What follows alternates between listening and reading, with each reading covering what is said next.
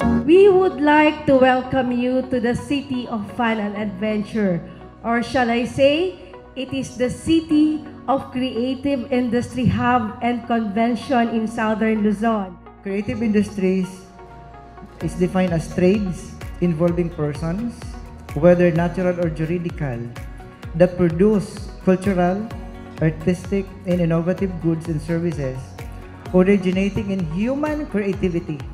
So today, na-recognize ng national government ang importance ng creative industries. Itong 9 domains na sinasabi ni RD Dindo, Ining gathering na iniyo, arog mangkaayan, kamong mga star provides light to the darkness.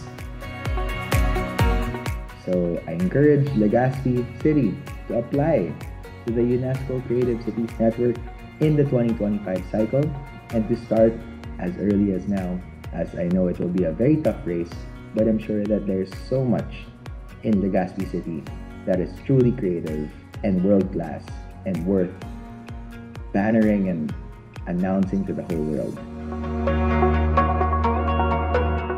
Ayan, magkakaroon kami ng Mukna Art Tour. So we also wanted to identify different creative places here in Legazpi, Albay. Parang you can register dito sa parang maglilibot kaming van to identify these creative places. Parang immersion siya ng parang tour. Ayan, Mukna Tour. Ano nga ba yung pwedeng makuha namin in photo walks? Sabi ko nga yung goal namin is for you to be able to, or our photographers to be able to practice and try different techniques and styles. Kasi importante yun. Failure is the best way to learn something new. In the startup scene, you also fail every day. But what you do after that defines what you create and what, you get known for. Iteration and improvisation is something you have to learn quick if you want to be a creative entrepreneur. Is that the word for it? But yes. Your creativity should flow from your mind to your hands to the keyboards. You have to have a good grasp of prompting. Just use your mind in creating those. So, eto na, I see a design Pilipinas. So, after kong magturo, na-pressure ako into actually knowing stuff. Of course. Kasi kailangan hindi ka pwede magturo ng mali. Kasi ayaw natin ng fake news.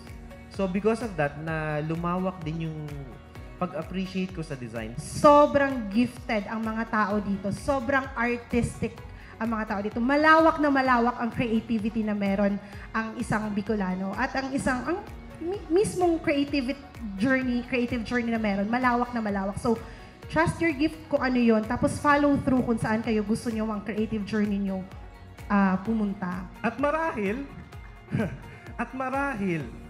tama nga sila na walang pera sa art noon. Pero dahil sa creative industries, may pag-asa.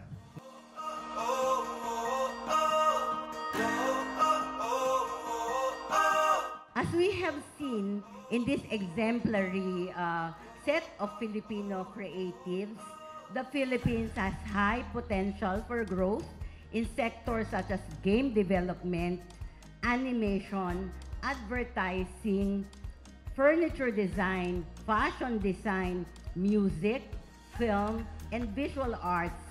This shows that Filipino creatives and the Philippine creative goods and services can compete and be at par, if not beyond, the global standards.